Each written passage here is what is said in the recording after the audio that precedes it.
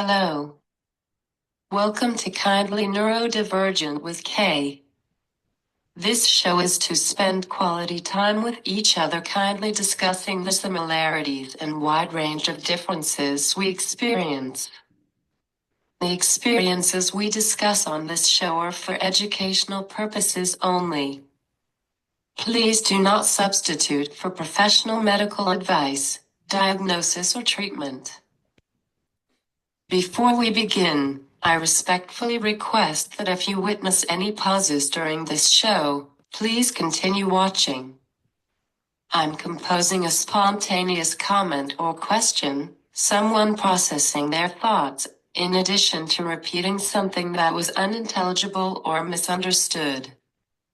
It is natural discourse, and we can choose not to say anything while this is occurring. In lieu of Autism Awareness Month, I have Charlie Benson with me. She is here to discuss autism representation in books. Charlie Benson is a visual arts and psychology studies major through Connecticut State Community College who is an openly autistic and queer content creator. She is involved with the Heart of Autism Club and the Poetry and Literature Society through the Northwestern branch of the community college. Welcome, Charlie.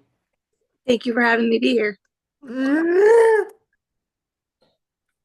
What makes the writing of authors diagnosed with autism, like Jen Wald or Helen Hoang, more accurate when it comes to portraying characters on the autism spectrum?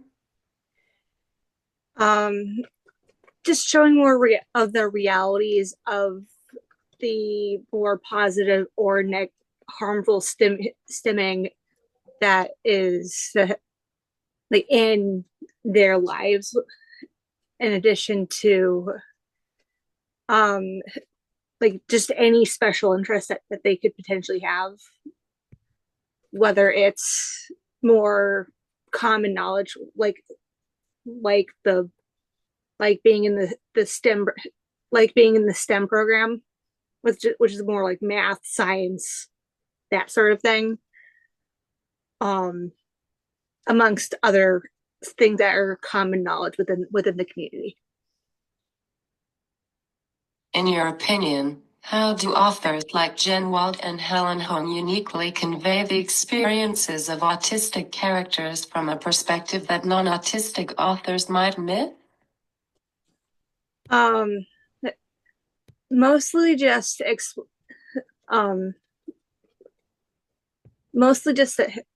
mostly just exploring, as I just said, any common stereotypes out there, and just and not trying to hear anything. Apologies. It's mostly just more humanizing, as well as just exploring the common stereotypes, as I just mentioned. And even some non-autistic authors have done that as well, from what I've read, but we can discuss that at a later point. What specific aspects of the autism experience do autistic authors tend to capture better? But sorry, I'm looking at the notes that I have.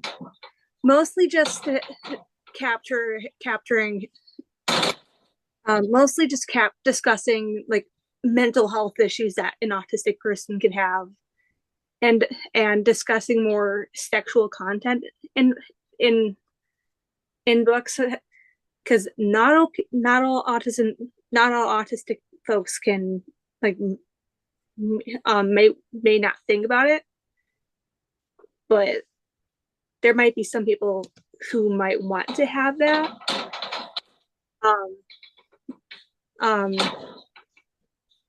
So, and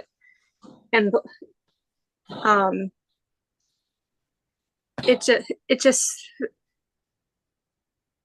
shows that there's that there's more of a variety of things that we could discuss within all of the books. So, yeah. Is mental health higher in autistic people? Yes. They tend to get more trauma, what especially with like the bullying, and um they could get depression, PTSD. Um they can be more easily manipulated from what I've heard, and it just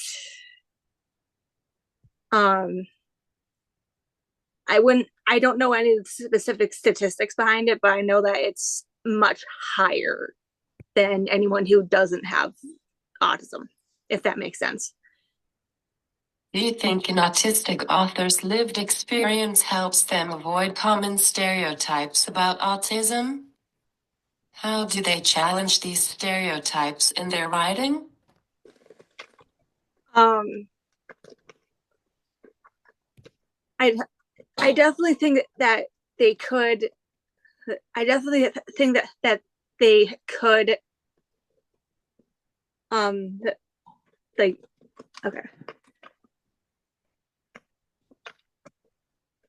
I definitely think that they could. Ugh, I am so sorry. um,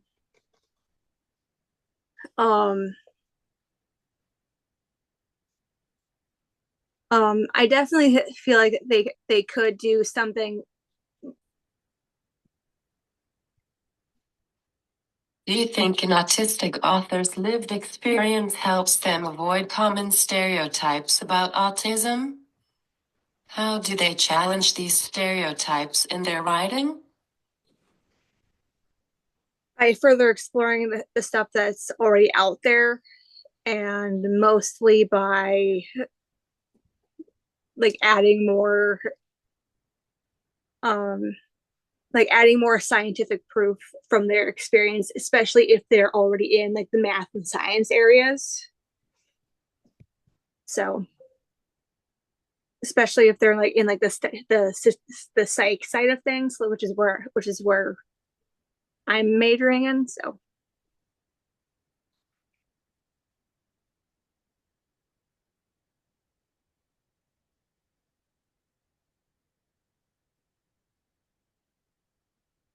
What has been your experience? um I mostly with I mostly just I haven't had too much experience outside of discussing art therapy with a friend of mine who also is disabled. And that's the area that I want to go. The art therapy field is the area that I want to go into to help autistic folks as well as those who are queer. So, yeah.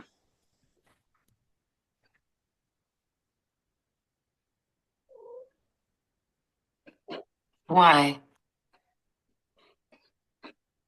Um, I think it's mostly to help with let, humanizing their experiences and telling them that, hey, what you're do like, hey, you're not wrong with the good or bad feelings that you have,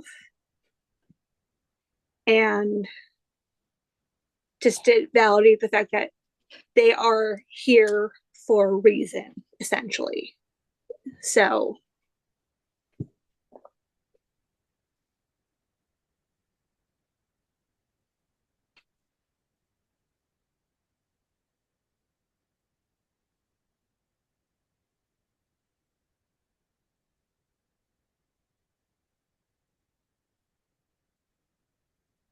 You think art helps you? yes, definitely. Especially with taking part painting one during the semester specifically, that kind of just helped me realize that, hey, like even when I'm so stressed, that it's just like, hey, you can distract yourself by to an extent by painting stuff, And I definitely heard that it helped other people as well. So it's just nice to get my mind off of all the stressful moments in just in general. So if it helps me, I feel like it could definitely help out with other people. Can you give an example from a book by Jen Wald or Helen Hong where an autistic character's actions or experiences felt particularly authentic?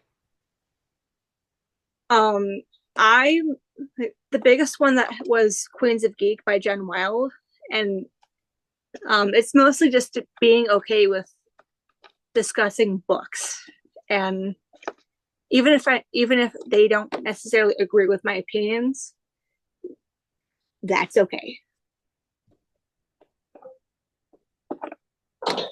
As long as there's What are some of the pitfalls that sorry. Um, all I was gonna say was even if they even if like as long as there's some kind of healthy support system, like as long as they know that, hey, I enjoy this book, that's okay, and they know that it helped. So sorry, go ahead. What are some of the pitfalls that non-autistic authors like Anne Ursu or Mark Haddon might fall into when trying to portray an autistic character? um like I've read and enjoyed Urso more than Haddon, um especially since her son is on the autism spectrum. So but it's mostly just like from what I've read of the Curious Incident, it mostly felt like it was implied that he wanted to be more of a stalker more than and wanted to investigate, and just kept pushing someone to do something that they're no longer comfortable with doing. But that's just my general understanding. I can't speak for anybody else. Can autistic people misrepresent? I'm sorry, do you mind repeating that question?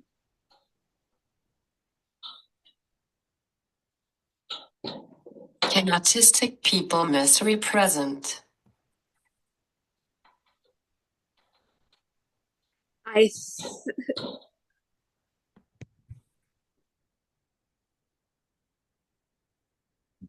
I think so. Um, um, I think so. I can't be sure. I do apologize.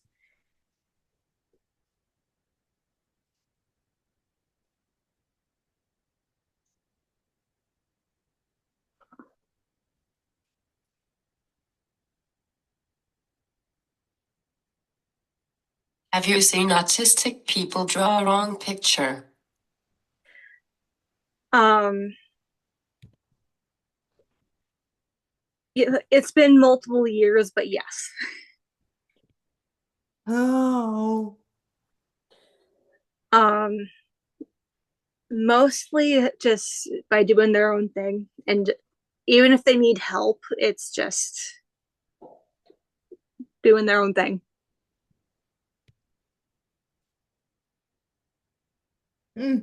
No. That's not what the question. Okay.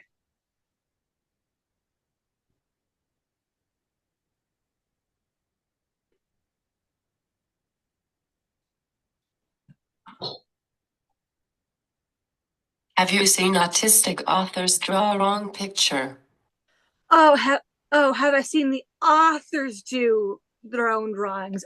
Okay, I misunderstood that question entirely. I do apologize. And I apologize for moving. That's the life of having kids. But no, I have not.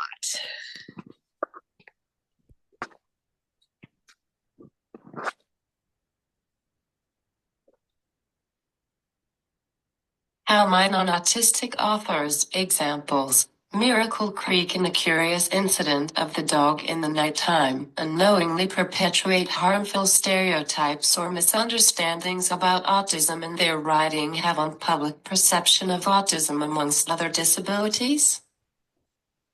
It's mostly spreading like harmful misinformation surrounding certain therapies, because that's exactly what Angie Kim did in Miracle Creek. Like, because there are so many conspiracy theories surrounding, oh, people want to cure disability, autism being the biggest one. Like, yes, that might have been refreshing to read about in the book, but it still needs to, like, it's mostly just the lack of humanization, I guess, is um that Haddon and um and Kim and maybe even Anne Urso to an extent could um um I guess it's just the lack of humanization towards the disability. Or behaviors. That too. That might be, honestly, that might be why I didn't care about Mark Haddon. Why? What?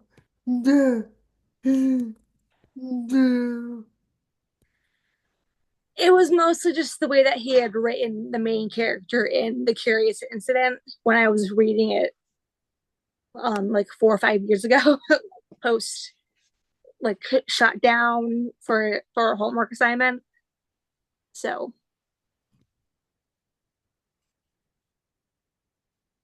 Are there particular misconceptions about autism that non-autistic authors often fall into? For example, making characters seem quirky or overly intellectual without depth.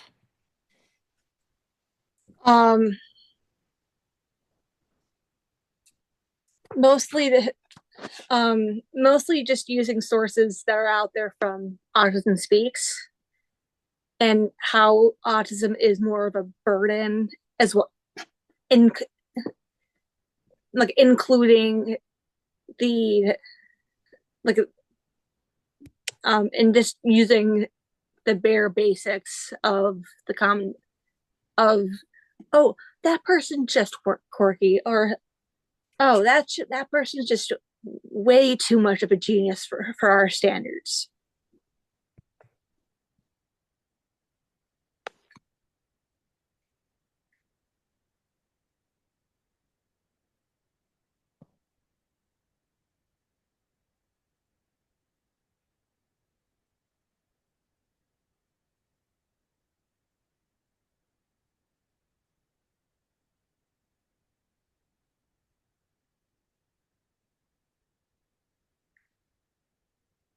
Instead of a burden, what word or phrase should they use? um that they're human and they should be respected. Yeah.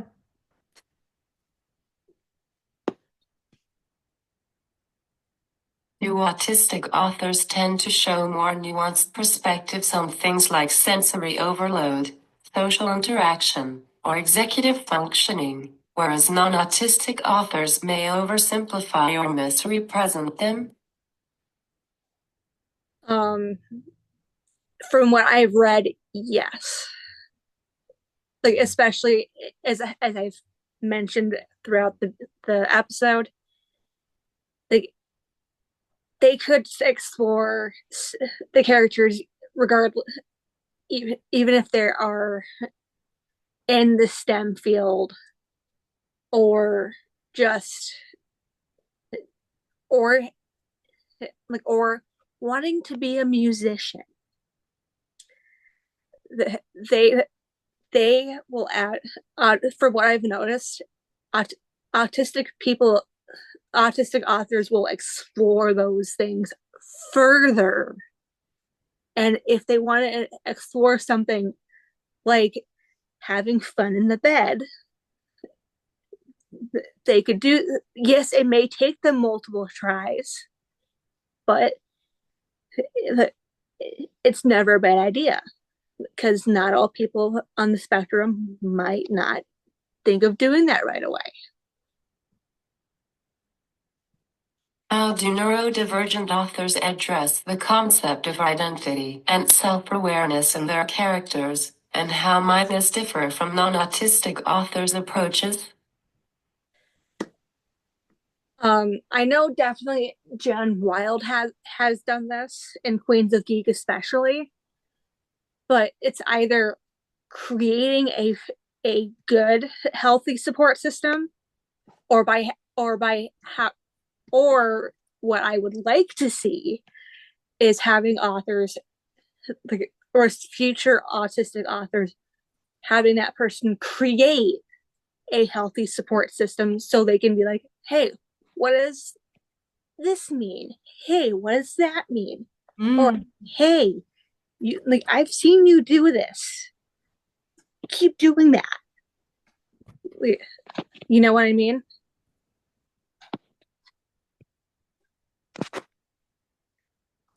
Support. Yes, having a healthy support system. That would be mind blowing.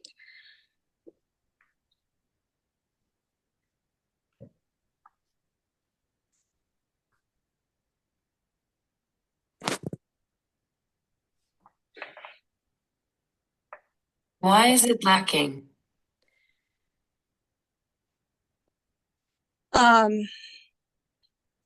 It could be the fact that autistic folks, or some of the autistic folks, lack the social cues in order to keep friends around for 10, 15 plus years, give or take.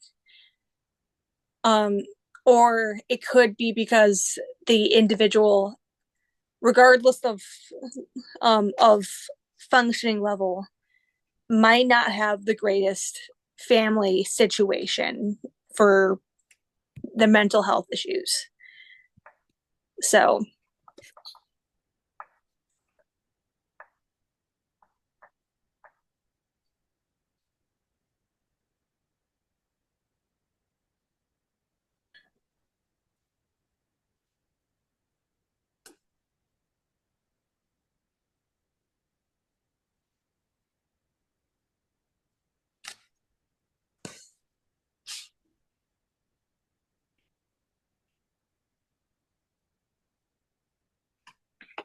You think function levels are covered in books?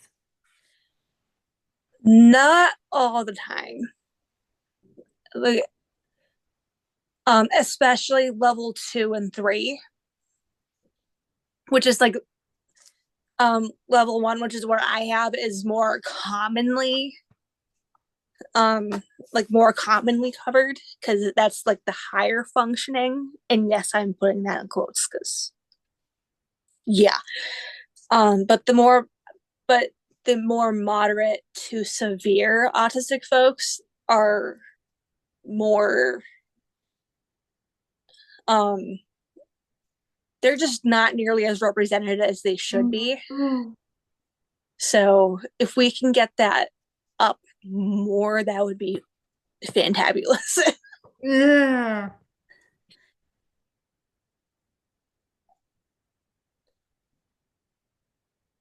In your opinion, how does the lived experience of autism influence an author's ability to create characters that feel true to the spectrum, rather than stereotypical or one-dimensional?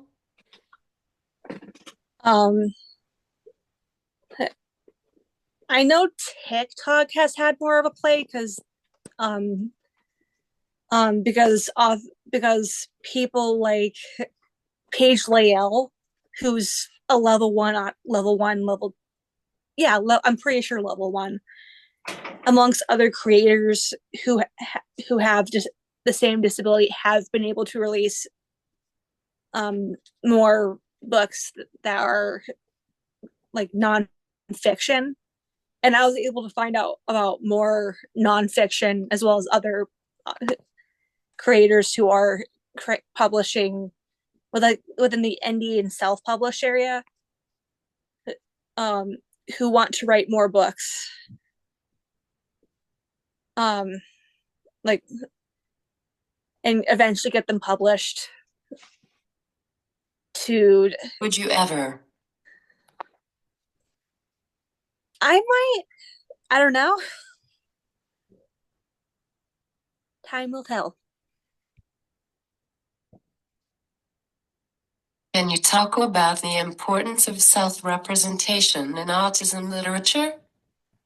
Do you think it's essential for autistic authors to write their own stories, or can non-autistic authors successfully do it as well? I definitely think non-autistic authors could, if they use beta readers, just to make sure it's accurate, or as accurate as they can be, especially for the level 2 and 3 folks, because they're just as important as we level 1 folks. And plus, it's not a bad idea to have the level 1 folks also have a beta reader, because you never know, like whether or not they're being, like whether or not the story is being as accurately told as humanly possible. So yeah.